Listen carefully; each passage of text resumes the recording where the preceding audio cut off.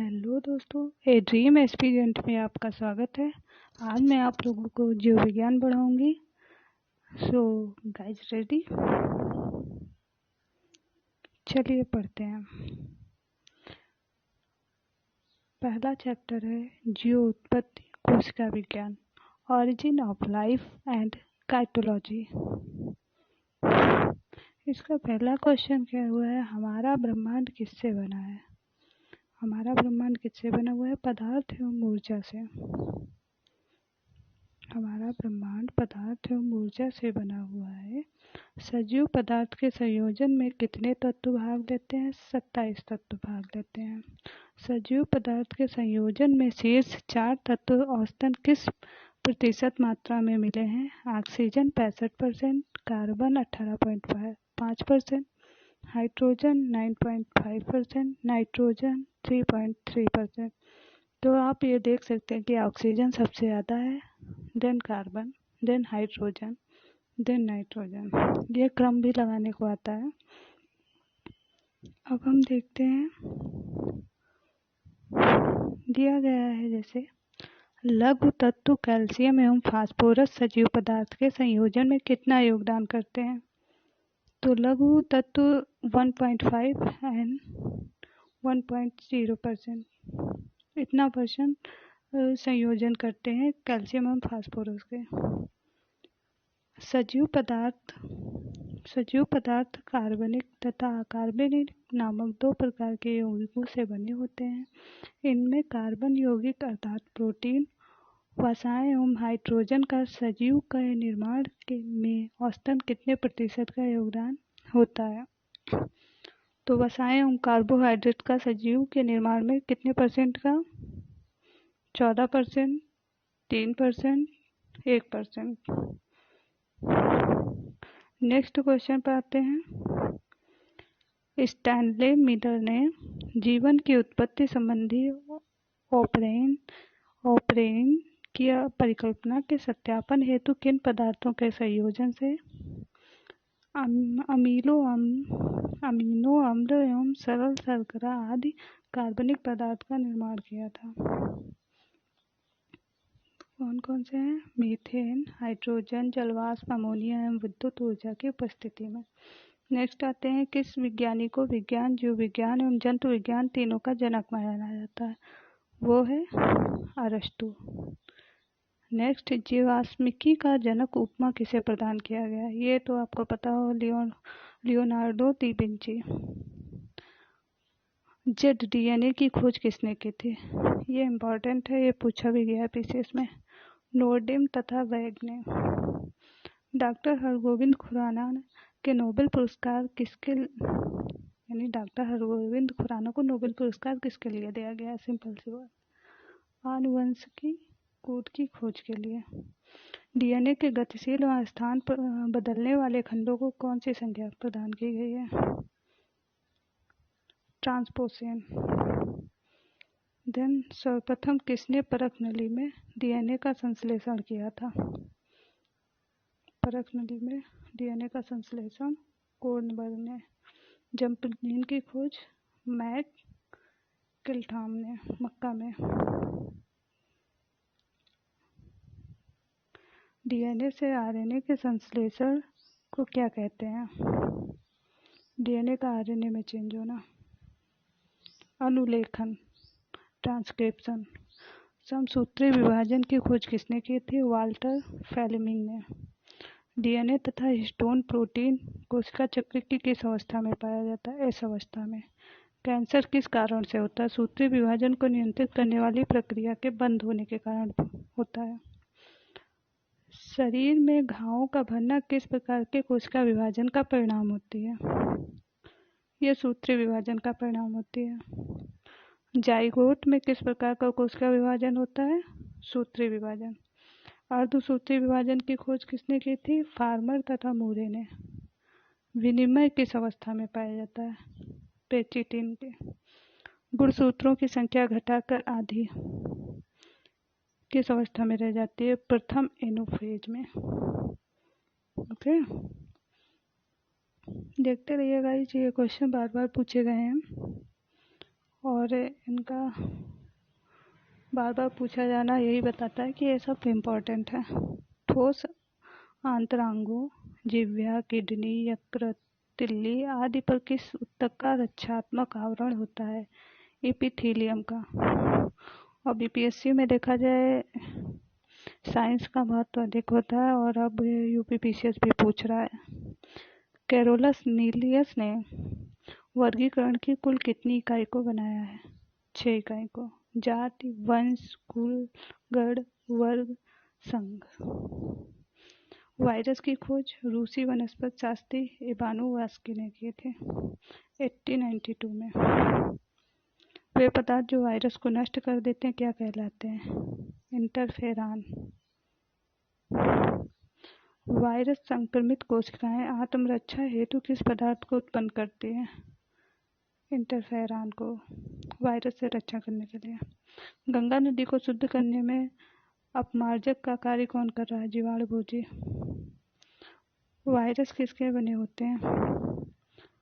Virus किसके बने होते हैं? न्यूक्लियोप्रोटीन के बने होते हैं। आरएनए में एंडिकोडान पाया जाता है टीआरएनए में। क्लोवर मिफ मॉडल स्थानांतरण आरएनए की रचना की खोज तथा अध्ययन सर्वप्रथम किसने किया था? रॉबर्ट होली ने। यह इम्पोर्टेंट है। प्रोटीन निर्माण के लिए आदेश कौन देता है? डीएनए। ये भी इम्पोर्टेंट है ये वाला। वायरस किसके बने होते हैं? ये सब पूछे जाते हैं। इसमें पूछे गए ही क्वेश्चन का वो है। यूरेसिल नामक पिरिमिडीन नाइट्रोजन बेस किस में पाया जाता है? आरएनए में। किस में पाया जाता है? आरएनए में। ऊतकों का अध्ययन जीव विज्ञान की किस शाखा से किया जाता है? औतकी, हिस्टोलॉजी से। ऊतकों का अध्ययन जीव विज्ञान की औतकी शाखा से। पौधों की लंबाई में वृद्धि किस ऊतक द्वारा होता है? शीरस्थ विभज्योतक से। कैम्बियम तथा कार कैम्बियम किस प्रकार के ऊतक के उदाहरण हैं? पार्श्वीय विभाज्य के। द्वितीयक वृद्धि किसके विभाजन से होता है? कैम्बियम एवं कार कैम्बियम के विभाजन से। पौधों में भोज्य पदार्थ किस ऊतक में एकत्र होते हैं? मृदु ऊतक में। पैरन काइया जिसे कहते हैं सन हैम प्रे से प्राप्त किए जाते हैं फ्लोएम से। दृढ़ता प्रदान करने वाले समूह ऊतक कौन कौन से हैं? ये इम्पोर्टेंट है। स्थूल कण ऊतक, दृढ़तक एवं जाइलम। नाशपाती खाने में कठोर एवं किरकिराहट का अनुभव क्यों होता है? दृढ़ कोशिकाएं पाई जाती है इसलिए। जलरंध्र होते हैं जल स्रावित ग्रंथियां। जड़ों द्वारा अवशोषित जल तथा खनिज पदार्थों को पौधों के विविध भागों में पहुंचाता है कौन? जाइलम। फ्लोएम का क्या काम आता है? पौधों के हरे भागों में निर्मित भोज्य पदार्थों को पौधों के अन्य भागों में किसके माध्यम से स्थानांतरित करता है? फ्लोएम के। जानते हैं ये दोनों वेरी वेरी इंपॉर्टेंट है, जाइलम और फ्लोएम। एक जड़ द्वारा अवशोषित होता है, एक पौधों का हरे पौधों में भोज्य पदार्थों को करता है, एक खनिज और जल को करता है। कंडरा ये भी इम्पोर्टेंट, पेशी को हड्डी से जोड़ता है। स्नायु हड्डी को हड्डी से जोड़ता है। मास्ट कोशिकाएं संयोजी ऊतक में। मास्ट कोशिकाएं किस पदार्थ का स्राव करती हैं? सीरोटोनिन, हिपोरिन और हिस्टामिन। स्नायु तथा कंडराएं कैसे ऊतक हैं? संयोजी ऊतक हैं। संयोजी ऊतक हैं स्नायु तथा कंडराएं। और स्नायु कंडराओं को यहाँ देखा ही आपने, कंडरा पेशी को हड्डी से जोड़ती है, स्नायु हड्डी को हड्डी से जोड़ती है। अस्थि का निर्माण करने वाली कोशिका ओस्टियोब्लास्ट्स। अस्थि में कौन सा लवण सबसे अधिक? Calcium phosphate. अस्थियों को कठोर बनाने का लवण मुख्यतः कैल्शियम तथा मैग्नीशियम के फास्फेट। लंबी अस्थियों के सिरों पर लचीली संधियां गद्दियां किसकी बनी होती है? लंबी अस्थियों के सिरों तथा लचीली संधाई गद्दियां किसकी बनी होती है? उपास्थि की।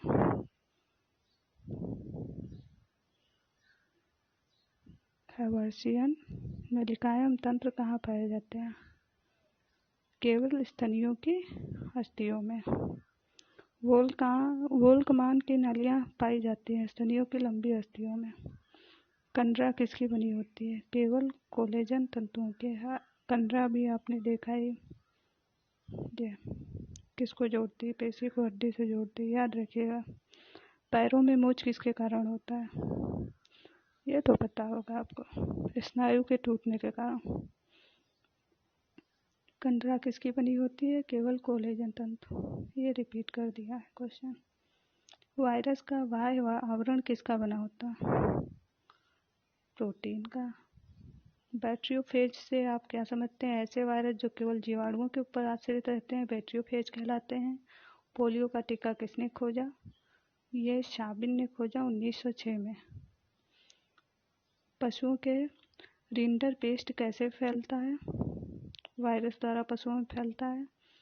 आदि मानव तथा पौधों के मध्य संबंधों का अध्ययन किया जाता है कहाँ? इथनोबॉटनी में। आदि मानव तथा पौधों के मध्य।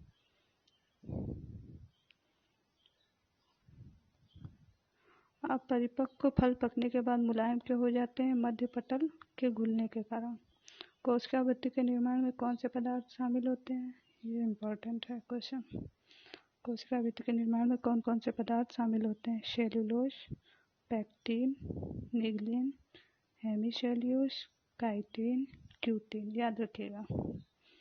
दो कोशिकाओं के मध्य पदार्थों का आवागमन किसके माध्यम से होता है? जीव द्रव्य तंतु के। प्लाज्मा झिल्ली किसकी बनी होती है? लाइकोप्रोटीन की। ये सब वनडे एग्जाम में भी पूछा जाता है।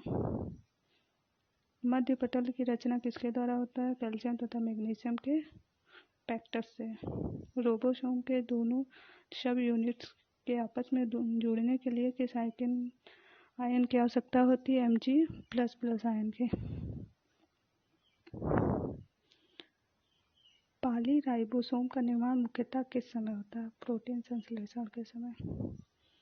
प्रयोगशाला में राइबोसोम का संश्लेषण सर्वप्रथम नोमुरा ने किया था। जीवाणु में किस प्रकार का राइबोसोम? 17H ribosome. कोशिका विभाजन में कौन सा कोशिकांग स्पिंडल का निर्माण करता है? सेंट्रोसोम। पुरानी रक्त कोशिकाएं नष्ट हो जाती हैं लाइसोसोम के कारण। कौन सा कोशिकांग नष्ट होकर कैंसर के निर्माण में मदद करता है? लाइसोसोम। ये क्वेश्चन बार बार पूछे जाते हैं पीसीएस वगैरह में, इसलिए याद रखिए, बहुत इम्पोर्टेंट है। और इस वीडियो को 2 बार जरूर देखिए। कोशिका के किस कोशिकाओं को आत्महत्या की थैली? लाइसोसोम को। हरे नीले शैवाल जीवाणु तथा कवक में प्लास्टिक नहीं पाए जाते हैं, अपितु लेमिनी के आकार की कौन सी रचना पाई जाती है? क्रोमेटोफोर्स। क्लोरोफिल कहाँ उपस्थित होता है? क्वार्टासोम में क्लोरोफिल के अणु पाए जाते हैं। कहाँ पे? क्वार्टासोम में। ओके गाइज, आज इतना ही। नेक्स्ट पार्ट में मिलते हैं। Okay, please guys like, subscribe and comment please. जो भी गलतियाँ हों उन्हें बताइए, और लाइक ज़रूर करिए और सब्सक्राइब ज़रूर कर दीजिए। आगे आपको बहुत अच्छा मिलने वाला है इस चैनल पर। Okay, thank you.